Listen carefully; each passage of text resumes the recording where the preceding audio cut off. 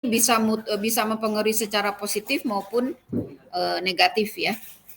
Oke, kita mulai misalkan dari suhu. Ya, dari suhu. Ada daftar namanya mana? Karena saya punya yang online nggak kedengeran ya suaranya dari sini ya. Online kedengeran nggak kalau dia ngomong? Harusnya terdengar ya. Sebentar, saya tak punya daftar nama dari Pak Tri Haryadi. Oh, ini yang di sini yang offline ya. Ini include one.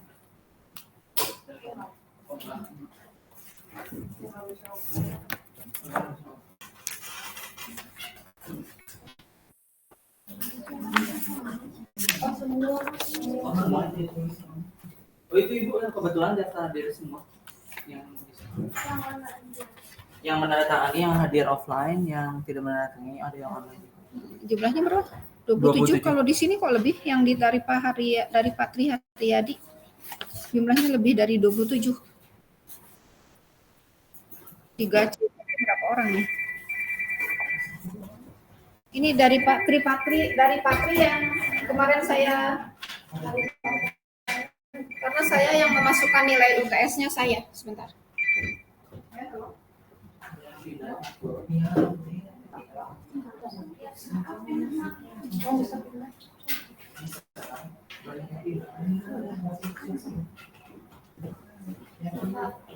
Ya, jadi ini yang dari Pak Tri Haryadi ini ada 3C aja udah berapa orang ini? Ada 7 orang, 3.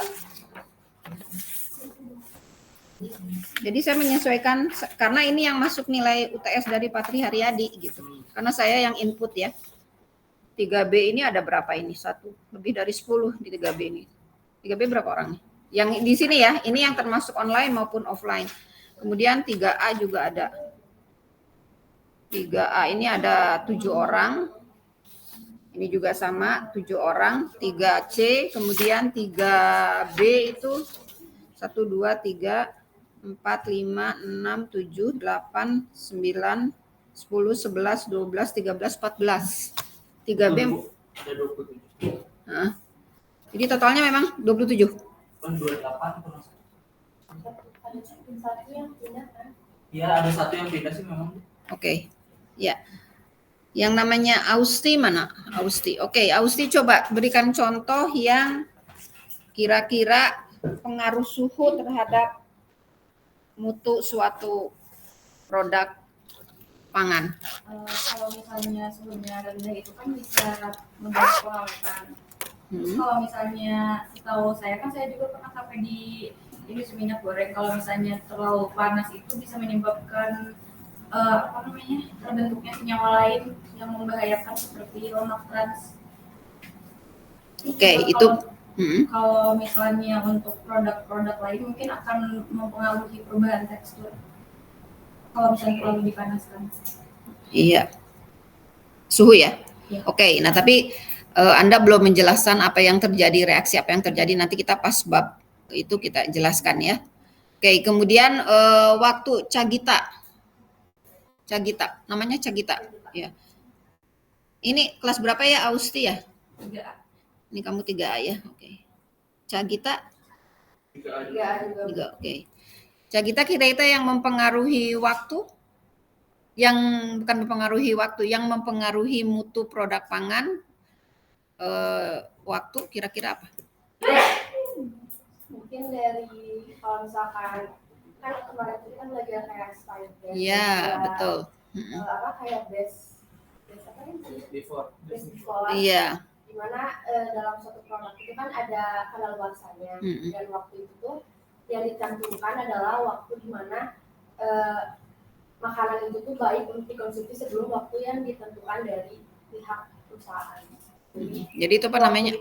Waktu yang mana nih? Udah dibuka atau belum dibuka? Yang belum dibuka. Jadi baru dibuka. Yang belum dibuka itu namanya apa? Bisa memperlama proses mikroba. Tapi kalau misalkan udah dibuka itu bisa lebih cepat untuk mikroba atau oksigen masuk ke dalam makanan tersebut. Akhirnya si waktunya itu sangat kayak cepat gitu bakal kan lebih buka, jadi waktunya bakal cepat dari base before. Iya, itu namanya apa? Pada saat kamu dibuka namanya istilahnya apa itu? Expire date. Kalau sebelum dibuka?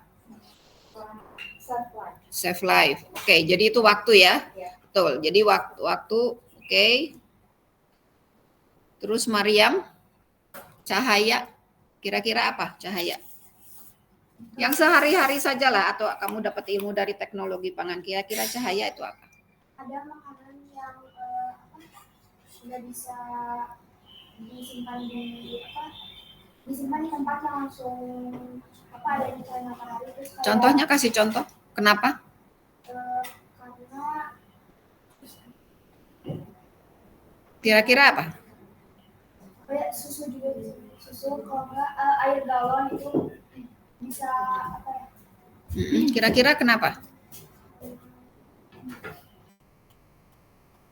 Iya, air galon lama-lama juga susu juga, terutama kalau air galon mungkin tidak terlalu ya. Itu tergantung dari apanya air galon itu.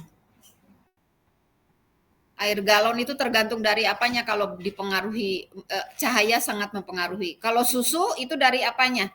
Jadi ada dua, pengaruh cahaya terhadap yang mempengaruhi mutu produk pangan atau minuman, itu bisa dari tadi kamu bilang susu, berarti itu dari apanya? Ya. Dari kandungan di dalamnya. Kandungan di dalam, kandungannya siapa nih?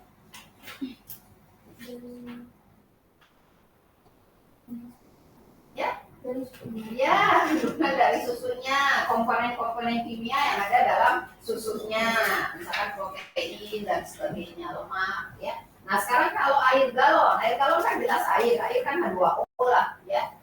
Mungkin kalau ada tambahan mineral sedikit. Kira-kira dari apanya itu dia sangat kemasannya? Kenapa? Kemasannya. Dari kemasannya, betul. Jadi kemasan plastik, kalau kita bilangnya kan plastik ya, pada jenis plastik itu kan banyak ya. Nah itu juga akan berpengaruh, akan dipengaruhi oleh cahaya. Justru itu Anda harus tahu tuh bahan air galon, misalkan apa mineral, amidis, itu bahannya tuh apa? Ada yang polietilen, mungkin ada yang PVC, ada yang apalah banyak jenisnya. Itu kamu lihat. Kira-kira mana yang dapat? Kamu kan pernah belajar spektrofotometri kan dulu di analitik instrumen, benar kan? Cahaya atau bahan kimia anggap aja di sini adalah kemasan galon, ya kan? Ada yang mampu menyerap cahaya kemudian meneruskan, tapi ada juga yang meneruskan seterusnya, tapi ada juga yang meneruskan kemudian menyerap. Ya. Tergantung apakah dia visible atau UV. Nah, kalau yang ada menyerap itu berbahaya. Dia menyerap cahaya, akhirnya masuk ke dalam airnya sendiri. Ambil bisa. Kalau meneruskan tinggal nerusin aja gitu. Ya kan? UV kan belajar kamu menyerap. Ya, dulu lagi di spektrofotometer. Nah, justru itu kenapa salah satunya orang suka bilang harganya kok lebih mahal gitu ya, kemasan itu karena sama-sama airnya, karena itu adalah kemasannya yang berbeda, bahannya berbeda. Ya, nah bahan berbeda apa? Kamu harus lihat struktur kimianya seperti apa. Jadi harus dengan polimer. Kamu belajar polimer nggak? Atau belajar apa? Nggak belajar. Polietilen itu seperti apa? Itu di mana? Saya nggak tahu belajarnya tentang struktur apa di sintesis organik, mungkin belajar ya polietilen seperti apa, PVC seperti apa. Nah di situ itu ada karakter dia yang dipengaruhi dengan adanya cahaya. Oke, nyambung ya. Kemudian Muhammad Zikri Ramadan, oke, yang oksigen kira-kira yang mana? Cara penyimpanannya mungkin gimana? Coba bisa dijelaskan. Mungkin kalau misalnya di terbuka gitu kan lebih cepat basinya. Kalau misalnya pengemasan dipakai vakum itu waktu bersimpannya lebih lama. Gitu. Kamu mau nyeritain apa nih? Kemasannya atau produk pangannya sendiri? Kemasannya. Mau kemasan? Oke, kalau kemasan gimana? Dan tadi jadi kalau misalnya kemasannya itu menggunakan tertutup gitu terus divakum agar tidak ada udara itu mungkin bisa penyimpanan lebih lama. Kalau misalnya yang terbuka kayak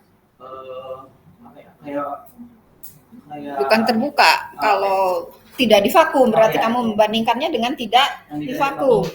Lebih cepat basi, mungkin bersifatnya kurang dari 24 jam. Iya, jadi di sini bukan bahan kemasannya, tapi apanya? Kemasannya tetap aja misalkan plastik, benar? Proses penghilangan oksigen atau dalam hal ini udara, iya kan? Nah itu akan lebih cepat, akan lebih memperpanjang shelf life-nya. Contohnya misalkan apa? Contohnya yang sederhana aja, makanan apa yang sering kamu lihat di supermarket yang kemasannya itu seperti di vakum? Kacang, betul, kacang Bali. Pernah nggak lihat? Kacang Bali. Ada kan yang sekarang kacang Bali hampir semua di vakum kan? Benar nggak? Dia supaya tetap renyah di situ. Ya kan? Tetap renyah ya. Kenapa? Karena kalau tidak di vakum, di situ kan berarti di dalam kemasan itu ada udara kan? Benar nggak? Ada udara. Kemudian kacang sendiri kelihatannya kering, tapi sebetulnya itu masih ada kandungan airnya. Nah, kandungan air yang di dalam kacang dengan jumlahnya yang sedikit ketemu dengan udara itu menyebabkan si kacang jadi berkurang garingnya, crispy-nya. Padahal kita kalau makan kacang satu syarat utamanya dia harus kacang goreng harus renyah. Kalau nggak renyah kita udah malas makan kan? Gitu. Ya, jadi bukan kemasannya, tetapi proses pengemasannya. Jadi prosesnya bukan dari bahan kemasannya. Beda dengan tadi yang teman Anda yang cerita mengenai air minum tadi. Oke, paham? Nadia, pH. pH itu kan menunjukkan derajat keasaman. Nah, pH itu bisa menjadi tolak ukur penghambat munculnya bakteri, mikroba ataupun mikroorganisme yang bisa menyebabkan rusaknya tekstur, rasa dan juga gizi yang ada di makanan. Jadi pH-nya harus gimana nih hubungannya dengan mikroorganisme? Kira-kira gimana?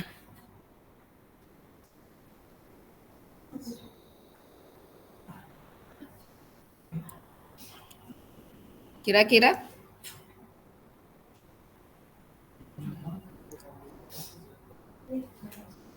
Bisa ceritakan pH-nya yang mana nih? Kalau mikroorganisme kan Anda sudah belajar bioproses. Yang namanya mikroorganisme ada bisa tumbuh di pH asam maupun pH basa maupun pH netral. Jadi tergantung dari apanya ini sebetulnya? Jenis makanannya. Benar nggak? Kalau jenis makanannya asinan Bogor? Asam kan? Iya.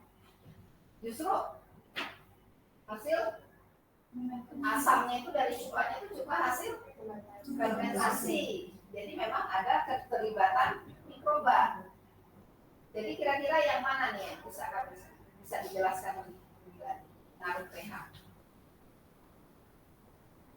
Yang gampang ini yang saya lihat di rumah. Yang kalau tiba-tiba basi kayak susu. Ya, kayak susu. Kenapa? Kan susu itu difermentasi. Yogurt contohnya kan difermentasi. Contohnya yogurt boleh, susu biasa juga boleh. Jadi menyesuaikan sama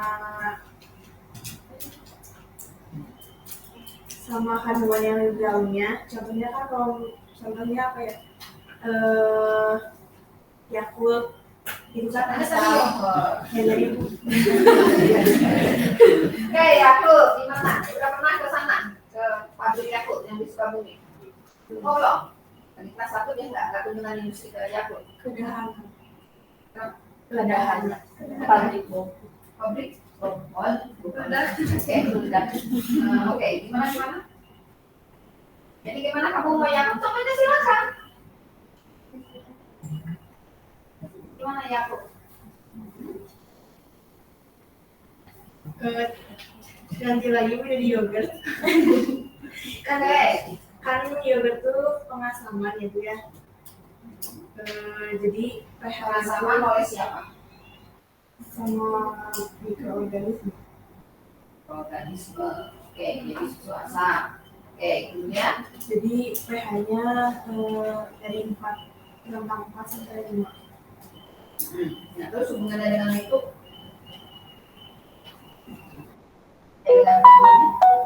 aku cerita di sini cuma merubah pH susu menjadi pH asam karena melibatkan mikroorganisme. Ya kan tadinya susunya rasanya plain, gurih-gurih susu biasa, tambahkan mikroba, berubah menjadi susu asam, ya kan? Muncul flavor yang khas dari yogurt, ya kan? Karena di situ keterlibatan mikroorganisme terjadi, konversi di situ oleh mikroorganisme, ya. Nah, terus itu pH, oke, mutunya berhubungan dengan mutu kan di sini judulnya akan mempengaruhi mutu. Mungkin Ibu mengacu pada kondisi operasi dari si mikroorganismenya. Kalau misalnya nggak sesuai, mungkin mikroorganismenya bisa mati dan berpengaruh ke mutu yang dihasilkan. Jadi pH-nya bergeser nggak? Kemungkinan pH-nya bergeser, terus akhirnya susu asam yang kita harapkan jadi yogurt menjadi susu basi. Pernah nggak kamu gagal bikin yogurt? Pernah? Kenapa? Nah, di situ kira-kira apa penyebabnya? Kurang bersih. Ya, tidak aseptik ya. Ya, adanya. Tapi itu bukan oleh mikroorganisme, tapi oleh lingkungan, adanya udara. Di udara kan banyak mikroba patogen, itu nggak masuk ke situ. Mikroba yang aslinya untuk yogurt kalah, akhirnya yang menang mikroba dari patogen tadi kurang dapat. Otomatis jadi senyawa yang dikonversi bukannya asam laktat, tapi nggak tahu asam apa menimbulkan susunya jadi basi. Itu kalau dicek terjadi perubahan pH, tidak tahu lebih tinggi, tidak tahu lebih rendah. Ya, jadi membuat yogurt itu gampang-gampang susah. Ya, meskipun kita punya bibitnya, itu tetap aja kalau kita nggak apik, ya gelasnya nggak ganti, misalkan atau wadahnya nggak dicuci bersih, tidak disterilkan, itu bisa menyebabkan produknya jadi beda. Sama-sama asamnya, tapi baunya udah beda, ya. Jadi Anda sudah bisa membedakan mana susu basi mau susu dan susu asam yang disebut dengan yogurt. Kemudian gesekan. Sri Puji Rahmawati, mana? Ada nggak Sri Puji Rahmawati di online? Kedengeran? Halo? Sri Puji Rahmawati. Hadir Ibu. Ada Sri Puji Rahmawati? Ada Ibu. Tadi yang terakhir Nadia ya? Sri Puji Rahmawati ada? Online Bu. Iya, online di sini. Kan di sini nggak tanda tangan. Ada tidak? Halo? Halo Ibu. Kedengaran suara saya? Ada Ibu, ada ngejawab. Dengar Ibu. Nah, kedengeran nggak? Ke saya nggak kedengeran. Di sini kenapa nggak kedengeran ya? Volume bisa dibantu volume laptop. Sebentar ya, Sri Puji Rahmawati.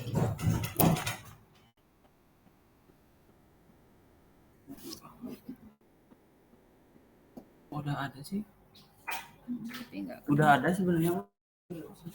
Nggak kedengeran sama sekali. Sri Puji Rahmawati, hello? Iya. Ibu. Aduh, gimana nih? Nggak kedengeran dari situ ya? Iya, dari kafe.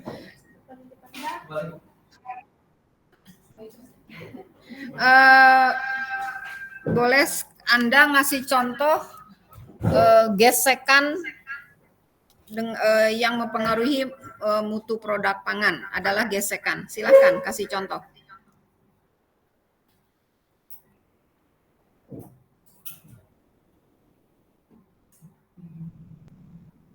Ini mempengaruhi.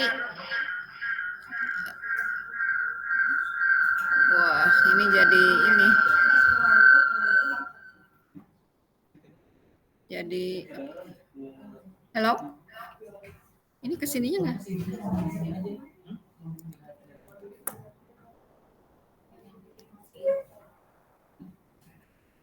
Gimana caranya nih? Apa di laptop saya?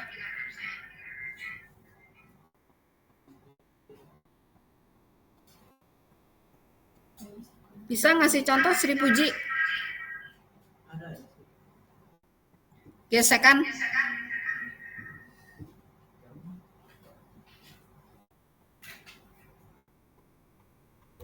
Itu disebutnya apa itu? Fisik, kimia, atau biologi itu yang berhubungan dengan gesekan.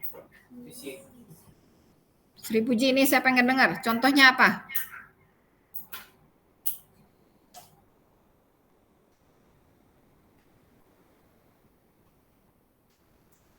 Salsabila. Mana salsabila? Ya, kira-kira apa salsabila? Dengan gesekan.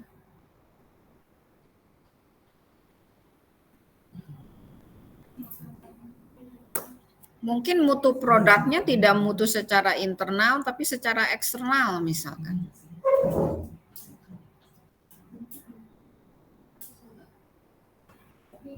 Salsabila.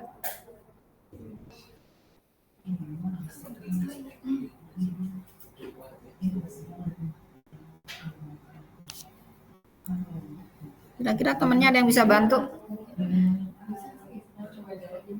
Anda namanya siapa?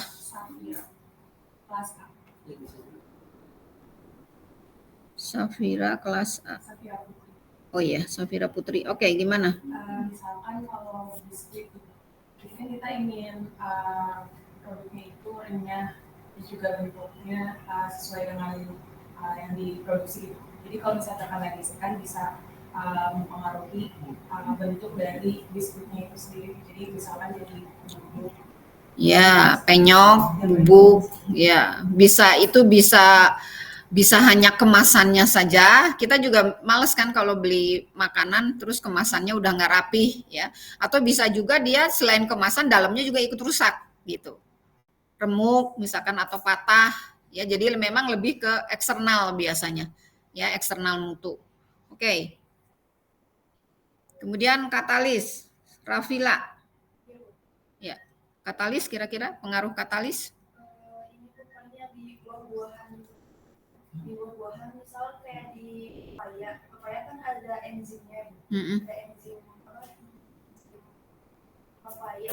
Enzim papaya itu bisa mempercepat reaksi dari papaya yang asalnya matang jadi lebih busuk. Iya. Atau terlalu cepat matang. Itu maksudnya katalis di situ, tapi katalis dia tidak bekerja sendiri begitu aja, berarti ada faktor lain juga yang mempercepat kerja katalis, betul tidak? Misalkan?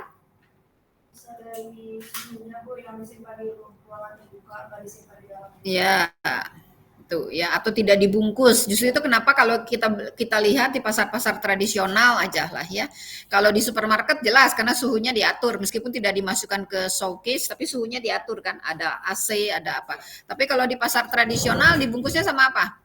Kertas koran. Lihat cara membungkusnya. Dibungkusnya juga nggak penuh kan, benar nggak? Cuman bagian bawahnya saja di situ. Itu ada artinya di situ. Itu adalah untuk memperlambat reaksi katalisis ya. Karena kalau dijemur begitu aja di luar itu cepat katalisnya itu sangat aktif sekali melakukan katalitis. Oke, tadi Safira ya. Yes. Iya. Tadi Anda Safira kan? Iya, yang tadi jawab gitu. Iya. Oke, kemudian Rafila. Yang katalis. Oh ya, oke. Kemudian Kansa. Online Kansa ada? Hadir, Bu. Hadir. Oke, coba contoh inhibitor. Contoh inhibitor bisa menghambat oksidasi pada makanan, Bu, seperti buah-buahan. Coba jelaskan. Contohnya apa? Yang menginhibisi di situ. Contohnya itu kayak jenis inhibitor antioksidan yang digunakan untuk mencegah oksidasi dari makanan gitu. Kayak dapat menyebabkan perubahan warna, terus rasa sama aromanya. Jadi Anda menambahkan sesuatu ya?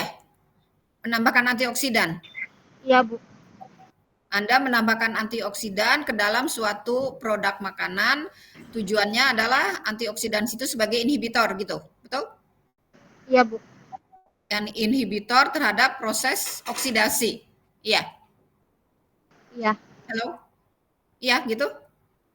Kansa? Iya, Ibu. Iya. Kira-kira antioksidan apa yang kamu berikan? Mungkin seperti vitamin C, Bu. Vitamin C. Ya, bisa. Oke. Kemudian ISNA ini tekanan. Online, ISNA ini. Iya Bu, Iya, kira-kira tekanan contohnya?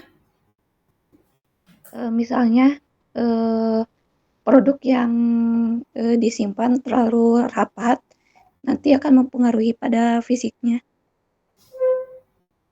Iya. Prinsip tekanan di sini ada dua pengertian loh. Tekanan yang secara fisik, kamu secara fisik ya? Iya Bu, Ada apa? Ketimpa sama barang berat gitu misalkan gitu. iya Bu, misalnya begitu. Iya, tapi kalau tekanannya secara kimia bertekanan Eh, misalnya terlalu ini Bu, kalau di vakum. bertekanan, kamu pernah proses food processing atau di lab menggunakan yang bertekanan gimana? Misalnya vakum frying Bu, Ya? vakum frying. Oh, vacuum frying. Vacuum frying. Vacuum frying itu bertekanan atau vakum? Ya, benar nggak? Yang bertekanan ini maksud saya. Kalau vacuum frying, vakum itu kan? Sebaliknya. Yang pakai bertekanan kira-kira untuk mempengaruhi mutu. Pernah nggak praktikum pakai tekanan?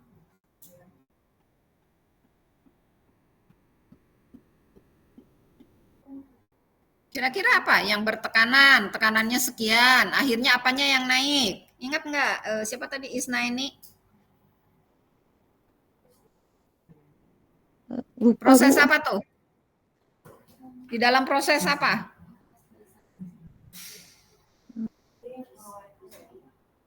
Isna ini. Anda pernah praktikum? Iya Bu, Karena, ya, hello? Kira-kira apa? Isna ini belum bisa jawab. Oke, ganti Fatiatul. Kira-kira apa? Tadi kan tekanan ada dua arti ya. Tekanan dia adanya barang berat, ada tekanan tinggi, bisa jadi kaleng susu aja bisa berubah bentuknya. Kebayang ya, Fatiatul ya. Nah sekarang kalau pakai bertekanan, beda kan? Biasanya kalau bertekanan kita bicara suatu operasi kan, atau suatu proses, benar nggak? Iya kan? Benar nggak? Bertekanan. Kira-kira di proses apa itu? Pasteurisasi, ya. Fatiatul bisa diberi contoh, betul pasteurisasi, tapi jenis pasteurisasinya harus disebutkan, ya. Jenis pasteurisasi yang mana nih yang pakai bertekanan? Pasteurisasi, ya. Kira-kira yang di mana tuh?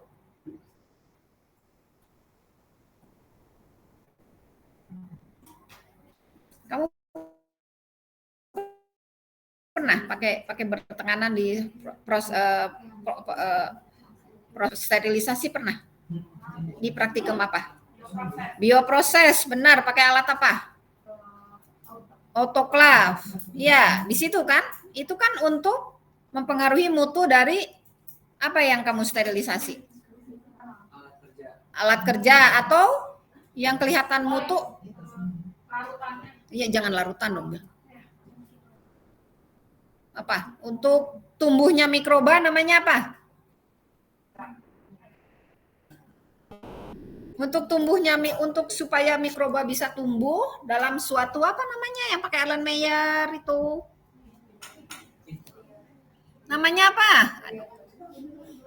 Ya, tangannya gini semua ya, apa namanya? Namanya apa? Ada PDB, ada NB. Kalau untuk jamur pakai PDB, kalau untuk agar pakai untuk agar. Untuk bakteri pakai NB. Apa namanya? Sterilisasi apa Fatiatul? Itu coba terima wadahnya. Yang itu berpengaruh terhadap mutu dari pertumbuhan mikroba itu. Mikroba itu akan bagus tumbuhnya. Namanya apa? Yang ada glukosanya, ada ininya.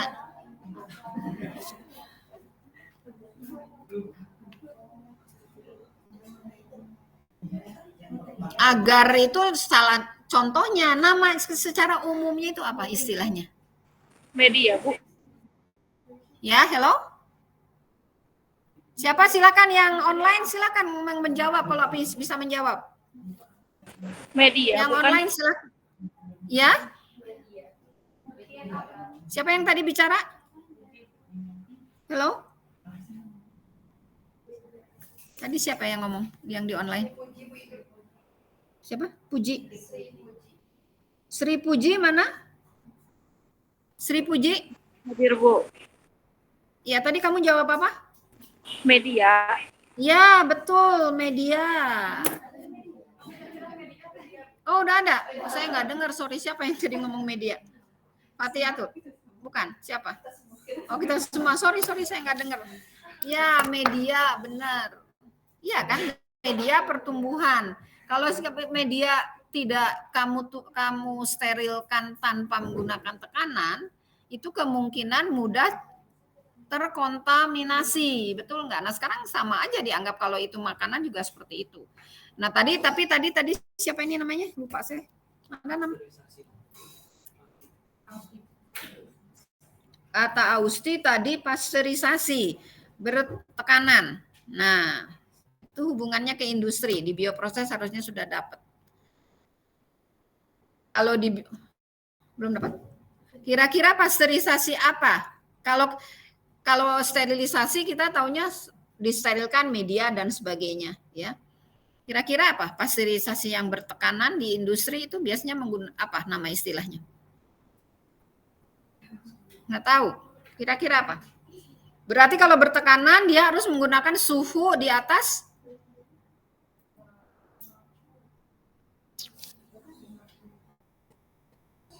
kalau bertekanan biasanya dia menggunakan suhu tinggi. Ya, jadi berapa? Di atas berapa?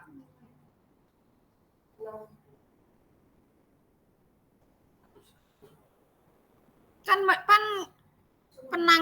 pemanasnya selalu air kan? Yang jelas di apanya? Di atas titik didih air. Benar nggak? Kalau di atas titik didih air butuh tekanan dong. Benar nggak? Iya. Bisa di atas 100 derajat Celcius, kayak kamu sterilisasi kan 121. Ya.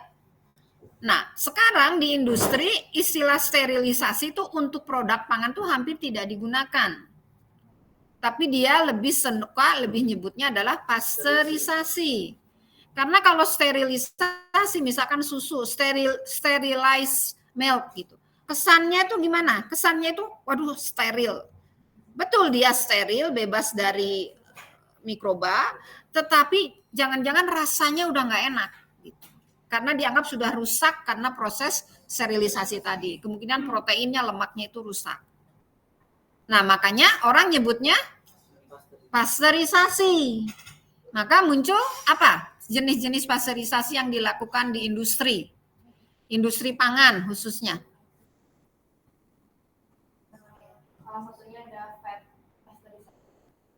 Fat yang baru suhu hati. Iya, jadi namanya prosesnya proses apa? Iya tadi kamu barusan disebutin. Tadi siapa nih namanya? Cagita tadi barusan kamu disebutin. Bukan. Fatnya fat lemak maksudnya?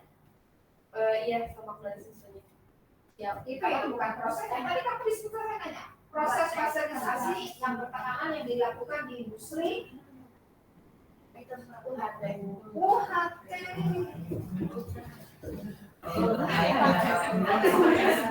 Satu lagi. Bioproses masa nggak belajar? Jenis-jenis sterilisasi atau pasteurisasi yang di industri? HTSC. Ini adalah pasteurize disebutnya. UHT itu susu pasteurisasi, tapi perbedaannya di sini bermain antara apa perbedaannya? Antara UHT sama HTSC. Waktu dan suhu. HTSC itu apa? Singkatan dari apa? High temperature, karena ada juga low temperature, long time. Nah, perbedaan antara UHT sama HTSC adalah di sini hanya perbedaan antara suhu dengan waktu. UHT itu bisa sampai 135, tapi berapa detik?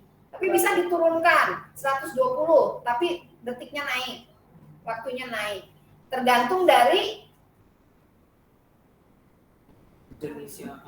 jenis yang akan dipasteurisasi. Dia mampunya kuatnya sampai seberapa. Tapi waktunya pendek. Karena kalau kayak sterilisasi biasa, misalkan 121 kamu lakukan 15 menit, selalu gitu kan, benar kan? Jadi patokan 121 15 menit, kalau nggak selama 1 menit. Karena di job sheet begitu ya begitu, semua disamain 121 15 menit. Padahal nggak usah juga apa-apa. Kamu nurunin 120 jadi 20 menit, ya 120 derajat jadi 20 menit juga boleh-boleh aja. Tapi yang penting adalah bahan dari yang kamu akan dipasteurisasi maupun disterilisasi tadi. Mana yang mudah rusak di situ. Nah, karena kalau kita menggunakan istilah sterilisasi jelas suhu tinggi dan waktunya panjang, dia memang steril, bebas kontaminan, tetapi nutrisinya rusak sehingga mutu internalnya turun.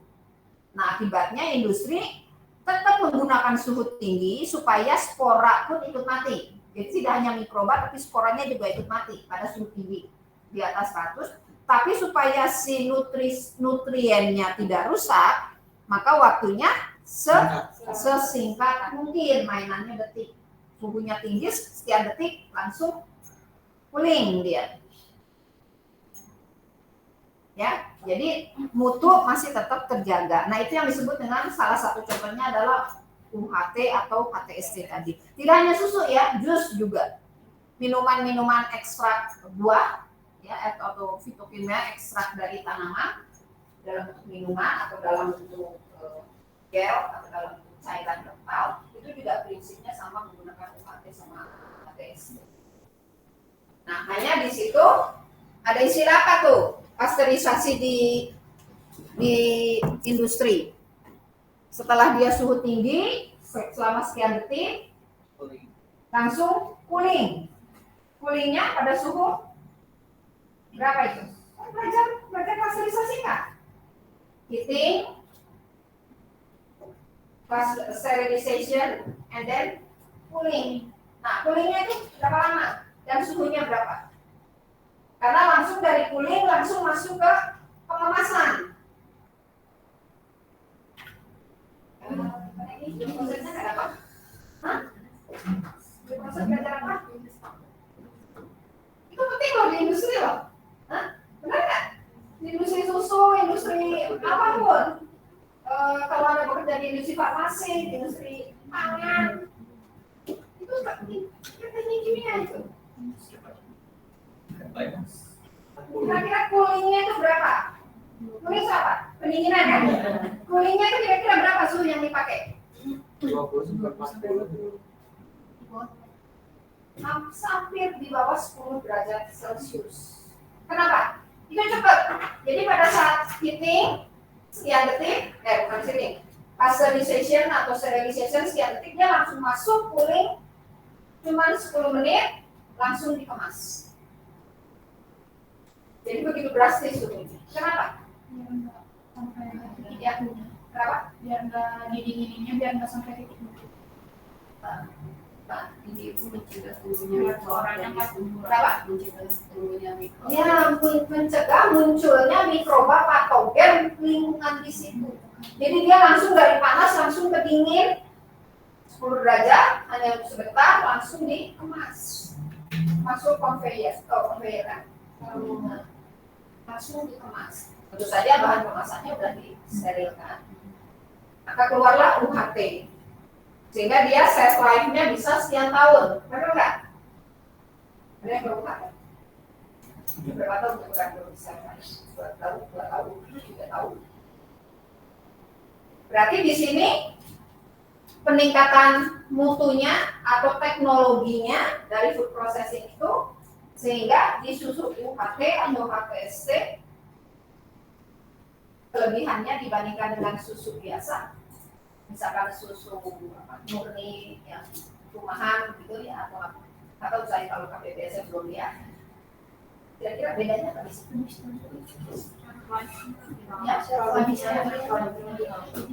Ya jelas produknya lebih lama, shelf life-nya lebih lama, dan rasanya sudah pasti ya. Dan apa? Sudah pasti ya. Kan itu ada yang penting di sini. Sehingga itu merupakan kalau saya sering kunjungan ke industri pangan ke Indonesia juga beberapa kali ya, kemudian ke Nestle. Sehingga zaman dulu suka muncul pertanyaan itu, tapi sekarang sudah tidak ada pertanyaan itu tidak muncul lagi kalau kita bertamu. Karena dengan teknologi canggih itu maka dihilangkanlah istilah tambahan ya yang rasanya Penambahan rasa. tadi kamu sebelum ngomong rasa pengawet jangan ragu-ragu ya jangan salah ya betul. Jadi ada istilah apa di kemasannya tanpa pengawet. tanpa pengawet atau bahasa Inggrisnya no preservative, tanpa pengawet. Kenapa? Karena teknologinya sudah teknologi yang tadi salah satunya UHT sama HPSC. Jadi tidak ada istilah penambahan zat pengawet. Jadi kalau ada yang menanyakan ke industri yang sudah terkenal misalkan Nestle atau apa, pakai pengawet apa, dia akan jawab. Berarti ini si ibu ini atau siapa ini nggak pernah baca nih prosesinya itu. Oke, belajar di teknologi pangan atau di bioproses. Oke, ya, saya paham ya. Jadi di situ memainkan tekanan, memainkan tahapan unit operasinya yang diubah. Ya kan, itu kan tahapan unit operasi, benar nggak? Prosesnya proses pasteurisasi atau sterilisasi. Unit operasinya apa? Tahapannya? Heating, sterilization atau pasteurization, cooling, and then terakhir packaging. Itu unit operasinya. Ya, nah tinggal kamu atur berapa laju alirnya kalau menggunakan udara panas atau menggunakan boil water, menggunakan apa itu? Boiler ya. Ya kan? Ya, atau menggunakan udara panasnya itu tinggal hitung berapa yang biasa digunakannya.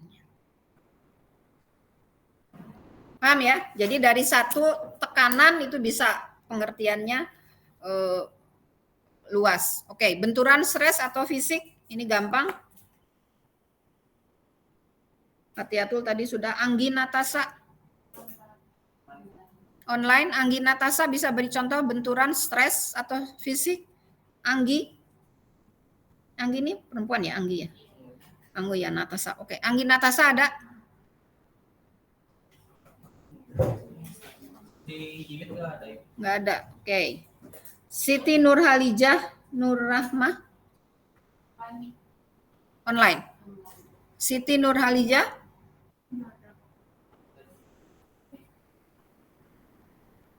Rizka Amalia Putri. Kira-kira contoh benturan atau stres atau fisik? Gampang ini sih contohnya. Ciki Ibu. Di Ciki. Dikasih udara di situ buat ngilangin benturan, jadi bentuk sucinya nggak rusak. Iya. Jadi gimana? Benturan stretch enggak, contoh benturan itu misalkan apa? Kena apa misalkan? Pada saat kapan itu terjadi? Lagi di apa itu dikirim gitu, misalkan di mobilnya, terus kan dia goyang-goyang. Oke. Tapi itu berarti tidak termasuk good distribution apa? Practice ya. Tapi mungkin juga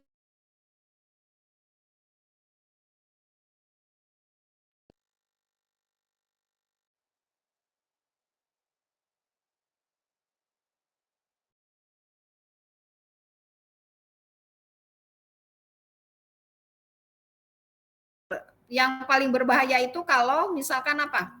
Kalau kamu jalan-jalan ke industri, lihat masuk ke storage-nya. Tersodok forklift. Kenapa? Iya, kalau kemarin tuh Bu, kalau benturan efek stres atau yang paling fatal tuh kesodok forklift Bu. Jadi Ya. karena ambil tinggi Tuh. gitu, terus biasanya bahaya resikonya tersodok forklift. Ya, betul. Jadi kalau kamu ke industri, coba lihat di storage-nya, ya. Dan kalau untuk produk pangan, coba dilihat. Beda dengan produk non pangan yang bahan berat. Cara menyimpannya perhatikan tidak? Oh ya, enggak itu ya, enggak kunjungan ke industri pangan ya, sampai ke gudangnya. Tidak ada yang disimpan di bawah itu. Iya, biasanya di lantai. Ya, ada berapa meter atau berapa senti ya dari bawah. Nah, di bawah itu takutnya ada pet, apa itu? Binatang, tikus atau apa. Jadi di situ biasanya ada semacam buat apa? Nangkep, buat jebakan untuk tikus ya. Jadi kalau kita masuk ke gudang itu tidak asal sembarang gudang itu. Bisa lihat itu apa cara menyimpan produk pangannya di dusnya ya. Kemudian kamu lihat apanya di dinding. Ada apa itu? Pengukur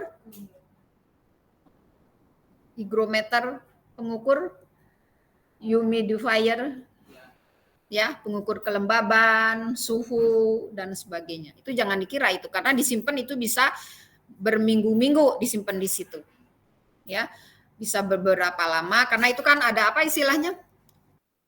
Cepat digunakan, cepat dikeluarkan, disingkat apa? Ya, coba ditulis biar temannya tahu. Cepat, oke, siapa saja?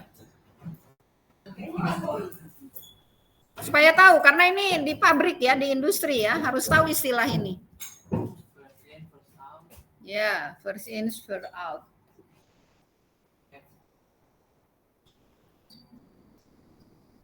Ya kan, jadi ada manfaatnya kerja praktik di industri itu seperti itu. Yang tidak kita tahu teori di kelas. Bisa dijelaskan Excel apa yang dimaksud dengan first in, first out?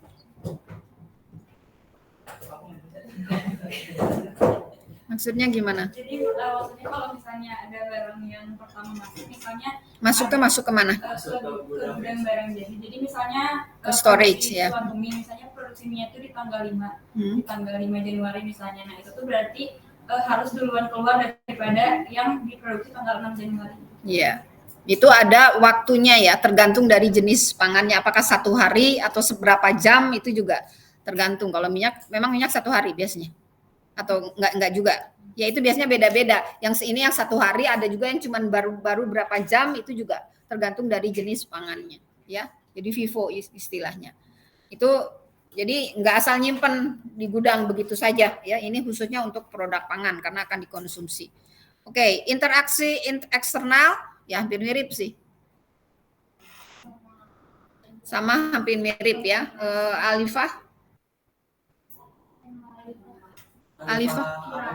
Alifah Ananda Putri. Alifah kan? Ada. Online Alifah ada?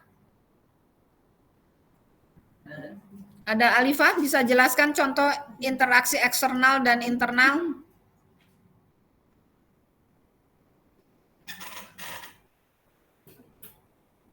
Hadir Ibu. Ya, Alifah, interaksi eksternal, internal bisa yang mempengaruhi mutu produk pangan kira-kiranya apa?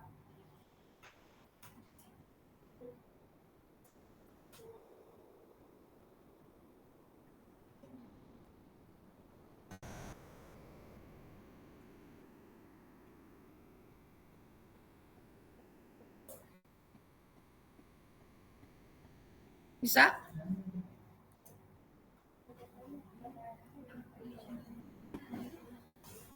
Arini Nur Amalia Online juga Ibu. online. Arini bisa bantu temennya Alifa? Iya, Ibu. Arini? Iya, Ibu. Bisa diulang, Bu, pertanyaannya. Tadi saya sedang di perjalanan. Yang dimaksud dengan interaksi eksternal maupun interaksi internal yang mempengaruhi mutu produk pangan bisa Anda ceritakan, bisa kasih contoh?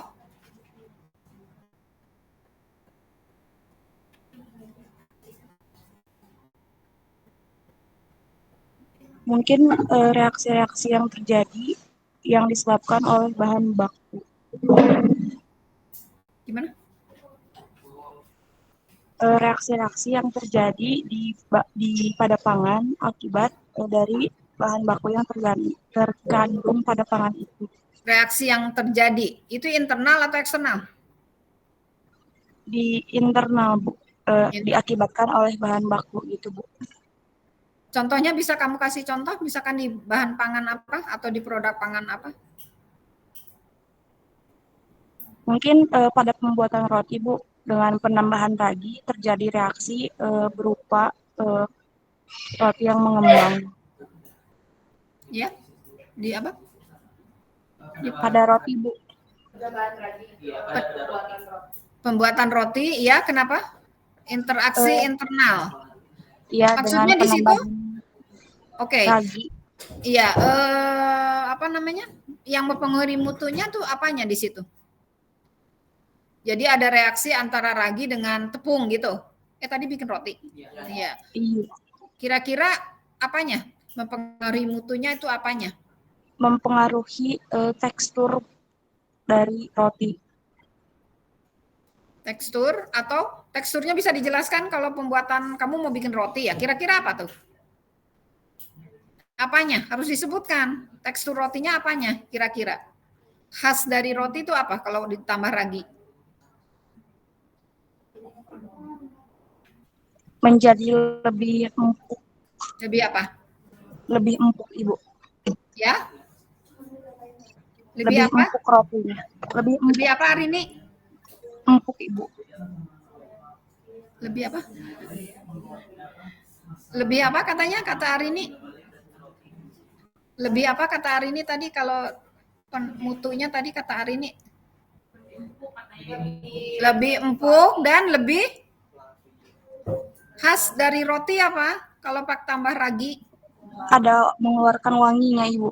Wangi roti, wangi ragi. Wangi-wangi, ya lebih mengembang ya, betul tidak? Lebih mengembang karena ada rongga udara di situ. Ya, itu adalah pengaruh dari, ya kalau eksternalnya bisa kasih contoh? Alifah bisa kasih contoh?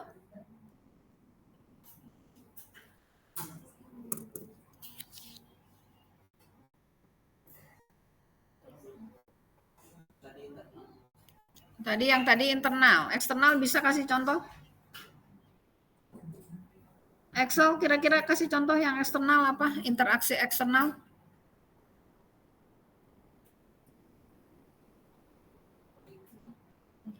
Interaksi eksternal yang terjadi aja kamu pada saat kamu. Jadi kalau interaksi eksternal itu kan biasanya kalau di gudang itu kan karena sistemnya racking ya Bu ya. Jadi bertingkat. Nah itu kadang ada apa ya? Ya itu juga. Jadi ada salah satunya itu kalau di storage itu kan biasanya suka ada binatang Ibu. Nah itu kemarin tuh ada temuan gitu kan karena melakukan ke market juga kan kemarin tuh jadinya lihat. Nah sampai di market itu ternyata ada cemaran dari pet gitu atau dari binatang yang mengganggu. Jadi ada terus cicaknya Ibu dari dalam. Itu cicaknya ada di mana? Di dusnya atau di dalam, kan di dalam dus itu ada dibungkus lagi kan makanan ya, itu kan? Itu tuh, misalkan mie aja gitu ya? Itu tuh ada di dalam bungkus mie-nya Ibu. Jadi nah itu kemungkinan. Jadi dia bisa tembus ke dus. Nah itu ada dua kemungkinan Ibu kemarin tuh kan. Jadi yang pertama antara di storage-nya atau biasanya sih kebanyakan tuh ada di distributornya katanya. Di distributornya Ya. itu ya, kalau di gudangnya sih sepertinya Ya. kalau kelas Indofood ya dia tanggung jawabnya gede ya. Kemungkinan tidak, tapi pada saat dikirim, didistribusi di distributornya kan tidak langsung dikasihin ke toko tuh. Nah, di situ mungkin ya handlingnya kurang bagus ya. Itu interaksi internal eksternal. Jadi di situ binatang masuk ke situ, terjadilah interaksi yang menyebabkan mungkin muncul produk baru di situ, misalkan jadi bau, jadi apa. Jadi si binatang itu masuk ke situ. Oke, jadi itu dari luar, masuknya dari luar ya, dari luar. Terus tidak hanya kalau yang tadi benturan stres fisik kan mungkin cuman kemasannya aja yang rusak atau dusnya saja, tapi di dalamnya mutunya itu masih bisa dijaga gitu. Tapi kalau interaksi eksternal tuh dari luar masuk dan beresikonya lebih berat. Karena mungkin ya itu kalau kemasukan binatang ke situ kan baunya jadi berubah. Digrogotin lah mungkin mie-nya dan sebagainya ya. Paham ya? Jadi beda ya, tolong beda. Nah, sekarang yang air, sorry ini bahasa Inggris, bahasa Indonesia. Air terdiri dari water activity, relative humidity, dan kadar air. Besti Lovianda. Besti? Ada Besti? Tidak ada Besti? Hasna? Online juga. Sina? Khairu Nabila Gunawan. Anda, Sina, kira-kira bagaimana? Air. Ada water activity, ada relative humidity, kemudian ada kadar air yang berhubungan dengan air. Tadi udah disebutin dari kacang. Nah itu kan ada kadar air. Nah kalau misalnya kadar airnya jadi berkurang, itu kan jadi mempengaruhi tekstur makanan gitu dari kacang itu. Kadar air berkurangnya kenapa? Karena ada oksigen juga. Nah kalau misalnya Bukan, kalau ada oksigen malah jadi melempem. Kadar airnya malah mesti jadi naik malah. Iya. Jadi masuk gitu. Nah jadi kadar air dalam makanan juga itu mempengaruhi gitu Bu. Sama kalau misalnya dari buah-buahan. Kalau misalnya kan buah-buahan ada yang banyak mengandung air gitu. Nah, misalnya contohnya semangka itu nanti kalau misalnya dari karena banyak disimpan di luar, jadi itu kadar airnya bisa jadi proses apa terjadi? Proses apa disimpan di luar? Proses apa itu menyebabkan si semangkanya jadi keriput misalkan? Atau menguning, tadinya hijau luarnya jadi agak menguning atau mengeriput, itu proses apa itu? Oksidasi. Yang sederhananya proses apa itu? Sederhana aja pakai bahasa. Penguapan, ya. Nah, tuh. Ya, jadi kayak di buah semangka tuh jadi banyak misalnya faktor-faktornya bisa kayak ada cahaya masuk jadi kan menguap, itu jadi kadar airnya juga jadi berpengaruh. Iya. Nah, sekarang bagaimana hubungan antara kadar air, water activity dengan relative humidity? Sudah pernah Anda belajar di proses pengeringan? Ada nggak mata kuliah yang berhubungan dengan proses pengeringan? Ada? Siapa, Bu Nini atau siapa yang di mata kuliah apa itu?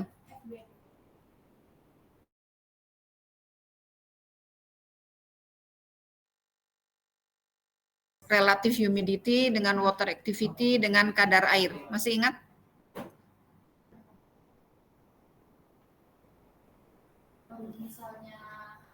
Ada rumusnya kan? Ada? Kan kalau misalnya di praktikum tuh ya praktikumnya apa? Apa yang bahannya apa? Jagung. Jagung. Namanya jagung yang biji jagung. Iya. Nah itu kan awalnya biji jagung ini masukin air, berarti kandungan airnya masih tinggi. Naik, bukan nggak, masih tinggi, meningkat. Nah, ya meningkat. Hmm, terus? Airnya. Nah, itu di proses pengeringan itu jadi nanti kadar airnya itu jadi menghilang. Nah, jadi relatif. Kenapa harus ditambah air? Kenapa nggak langsung si jagungnya? Kan si jagung ada kandungan airnya cukup tinggi juga kan? Benar nggak? Jagung segar loh maksud saya. Bukan jagung yang dikeringkan, bukan jagung jadi jagung borondong. Tahu jagung borondong? Nah, ini Oh, ya. kemarin gitu kita pakai jagung borondong dia dimasukin ke air gitu. Oh, kenapa nggak jagung segar? Itu lebih logis. Kelihatan perubahannya biar Hmm.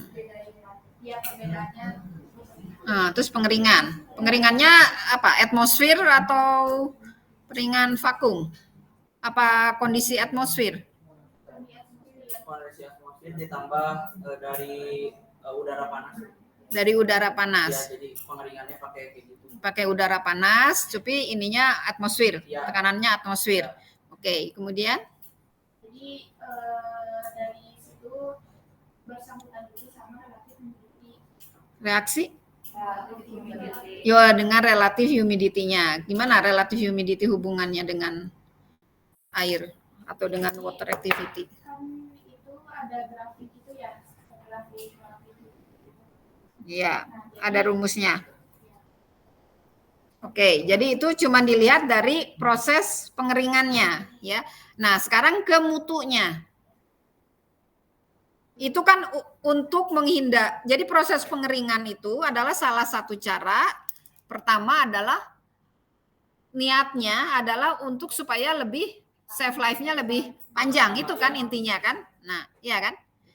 Nah, apanya yang itu tujuannya ke situ, tapi apa yang terjadi di situ pada proses pengeringan? Proses pengeringan itu kan artinya supaya dia waktunya lebih panjang, maka water activity maupun moisture content-nya, kadar airnya kita kurangi, begitu kan dengan proses pengeringan. Nah, apa sebetulnya hubungan antara water activity dengan kadar air dengan laju kerusakan dari makanan tersebut? Laju kerusakan itu artinya mutunya turun. Pernah ada kurvanya enggak? Dibalik lagi saya ke bioproses atau teknologi pangan atau ada enggak hubungannya? Isoteram absorpsi, pernah mendengar kurva itu?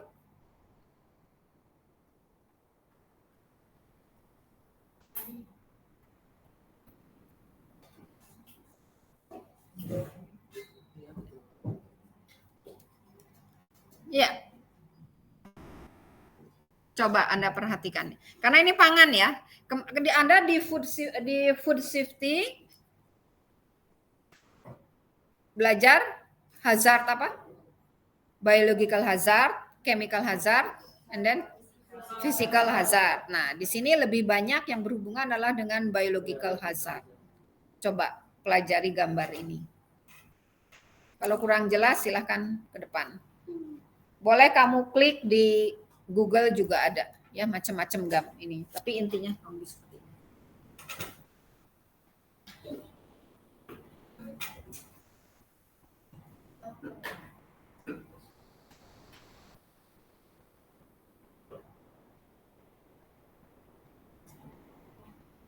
Ini water activity, ini speed of deterioration-nya, kerusakannya ya, penurunan mutu. Ini adalah di sini kadar air biasa.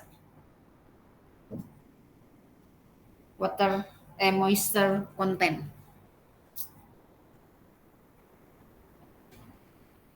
Tadi saya sebut bahwa ini yang banyak berpengaruh adalah biological hazard. Nah, kenapa?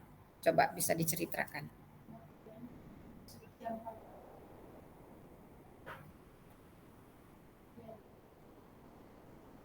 Ini water activity ini dari 0 sampai 1 nilainya ya. Kemudian nanti kamu coba cari rumusnya hubungan antara water activity dengan relative humidity, lihat rumusnya. Ya. Karena satuannya akan berbeda. Ya, satuannya akan berbeda. Jadi water activity ini water activity dari apa? Dari si produk pangan, betul. Nah, kamu bisa melihat dari sini, bisa bercerita banyak. Yang tadi kamu bilang ada cahaya, ada udara, itu juga akan berpengaruh kepada moisture kontennya.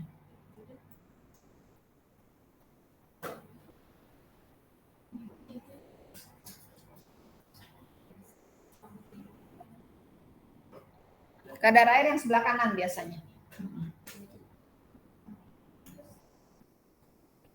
Tapi ingat, antara kadar air dengan water activity tidak linear ya, tergantung dari bahannya. Jadi gambarnya tidak linear begini, tapi seperti kurva sigmoid begitu. Kayak huruf S, tapi S-nya lebar. Jadi tidak linear ya, tidak selamanya water activity-nya tinggi, kadar airnya tinggi, nggak selamanya seperti itu. Tergantung dari produk pangannya, dari bahan pangan.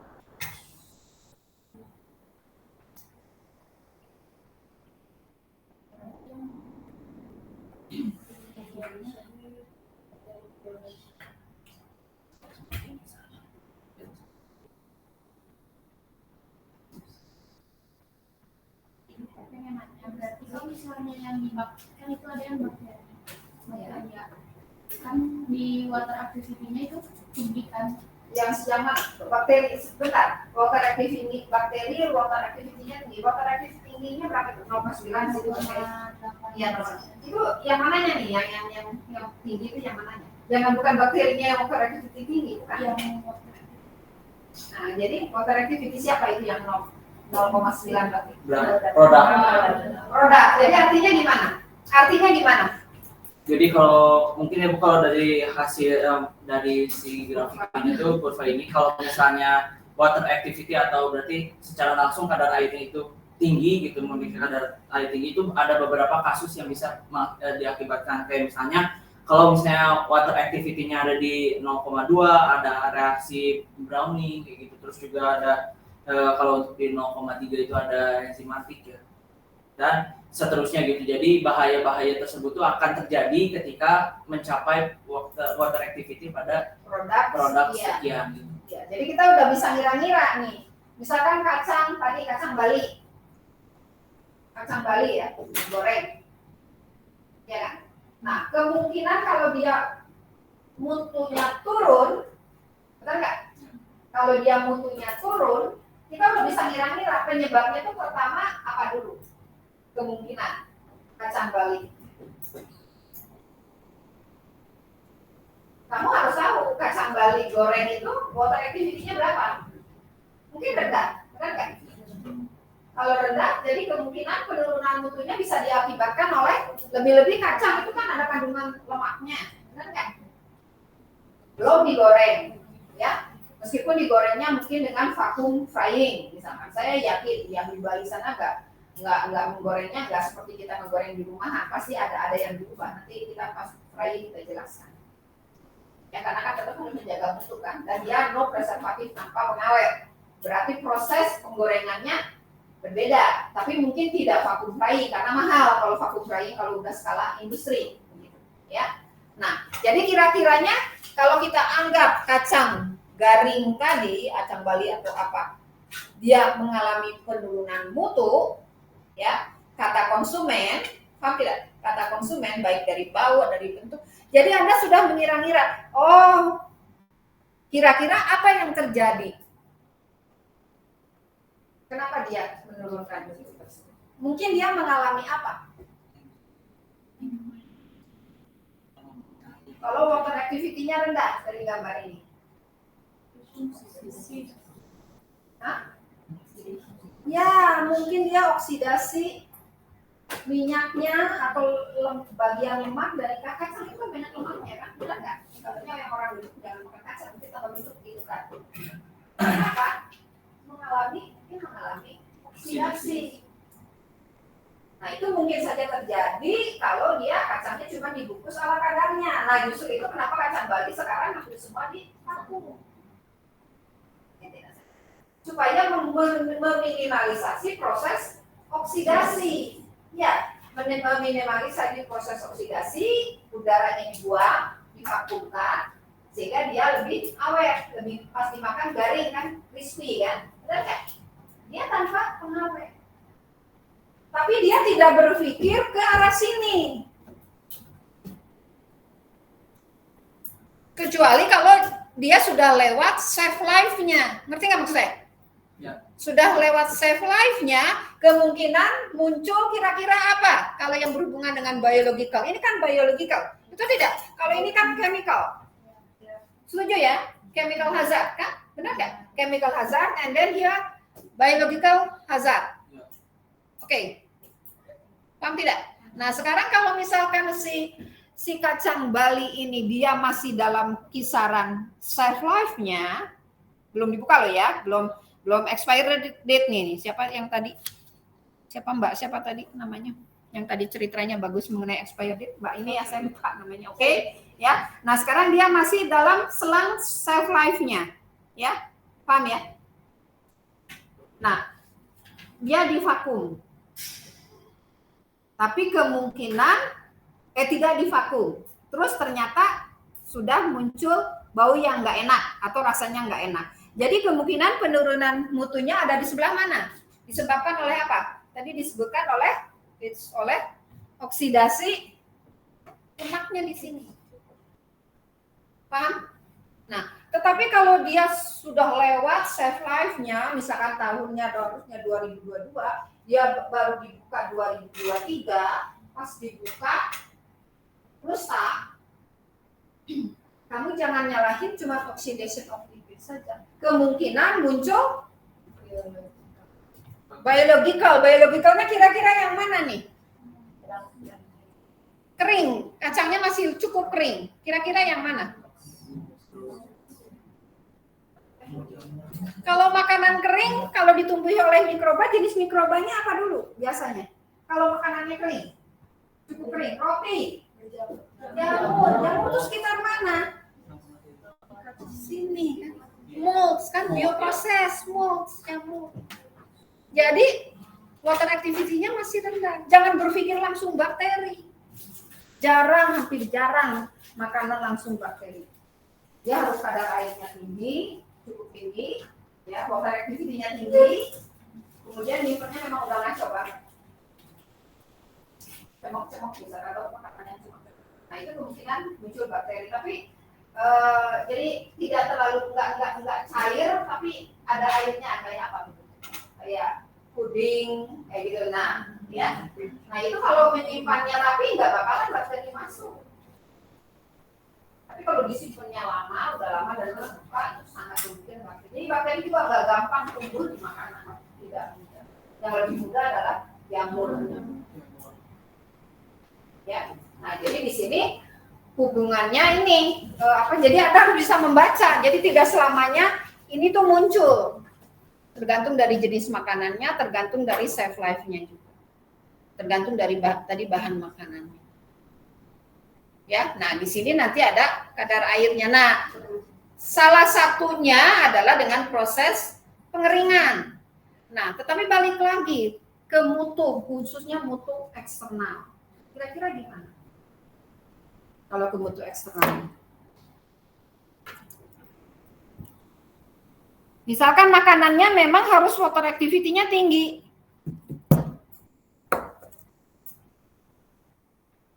Misalkan apa? Produk apa misalkan?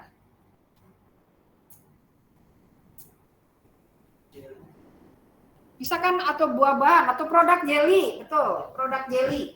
Kita kalau makan jelly ya, kayak agar gitu kan. Terus kamu pengen diawetkan, pengen shelf life-nya lebih panjang supaya tidak terkontaminasi. Ya udah dikeringin aja deh dengan proses. Nanti hasilnya nggak jadi jelly dong, jadi kering. Udah mutunya udah hilang, udah nggak bisa dipakai, konsumen udah nggak terima. Orang kebayangnya jelly kayak gitu kok, benar nggak? Jadi apanya yang harus kita ubah supaya dia makanan itu tetap jelly, bentuknya tetap jelly, water activity-nya tidak boleh diturunkan, kadar airnya tidak boleh diturunkan, ya, tetapi shelf life-nya tetap panjang. Otomatis kalau kita bicara shelf life kan mutunya bagus. Ya. Jadi apanya yang harus kamu mainkan di sini? Kemasannya. Kalau pH takut mengubah rasa. Kemasannya yang kita simpan. Dan kita atur. Bagaimana bentuk kemasan? nanti kita bicara mengenai kemasannya seperti itu. Akan berbeda dengan kemasan yang kembali tadi. Ya, jadi orang bikin jelly kemasannya bahannya kayaknya kalau sama kita kan kelihatannya kayak plastik biasa aja kan. Di atasnya aluminium foil gitu. Itu ada artinya kenapa pakai aluminium foil. Tapi ada satu lagi yang pakai plastik biasa. Itu harganya pasti berbeda. Mutunya pasti berbeda. Ya, jadi artinya kita tidak selamanya harus selalu melalui proses pengeringan. Kita harus lihat ke pangannya tadi, ke mutunya baik secara internal maupun eksternal. Karena tetap harus ada akseptabilitas dari konsumen. Akseptabilitas apa? Keterterimaan. Convenient. Kan kemarin minggu lalu belajar convenient, kenyamanan untuk konsumen. Mungkin dia safety, mungkin dilihat dari food safety dia safety, oh safety, safe banget gitu. Tapi di mutu nggak bisa seperti itu. Oke, ya. Jadi kemasannya, produk memproduksinya udah benar, proses food processingnya it's okay misalkan, rasanya apa-apanya mutunya, tapi kemasannya yang kita ubah supaya dia tetap bentuknya adalah bentuk jelly. Oke, paham sampai sini? Ada pertanyaan? Silahkan. Ya, kalau tidak ada kita cukupkan sampai sini hari ini ya. Anda belajar lagi? Ya, belajar lagi terus difahami betul ya, karena ujiannya tidak menghafal tapi lebih ke studi kasus, ya pemahaman Anda lah ya, baik secara teknik kimia maupun di teknologi pangannya sendiri. Ibu, ya. Kalau untuk nanti presentasi kita tuh butuh kayak penjelasan kayak kayak ISO 9001-nya, pemakaiannya kayak gimana gitu loh. Boleh aja. Jadi enggak, maksudnya yang digunakan, peraturan yang digunakan di industri pangan itu apa? Nanti kan bisa masuk berhubungan dengan mata kuliah keamanan pangannya. Ya kan, karena kan Pak Haryadi Patri kan tidak mau merespon. Nah, saya sangat merespon begitu ya, karena justru saya pengen tahu gitu. Jadi kamu nanti keamanan, dilihat dari keamanan pangannya ternyata ada keselipin tentang ISO atau HACCP-nya ISO 22000 misalkan. Oh, berarti di keamanan pangan ada nih sekian persen gitu kan dari keamanannya. Nanti dari pengendalian